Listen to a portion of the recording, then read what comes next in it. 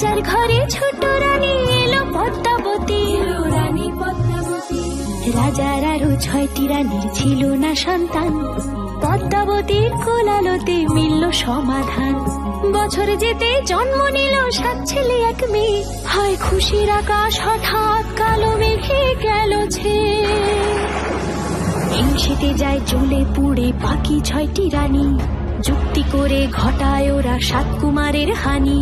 সুযোগ মতো 7 ছেলেকে মাটিতে দেয় পুঁতে, বাঁচে একা পারুল, ওরা পায় না তাকে ছুতে। ধাইমা বাজায় সেই মেয়েকে বড় করে তোলে, 7 ভাইকে পায় যে পারুল 7টি চাপা ফুলে।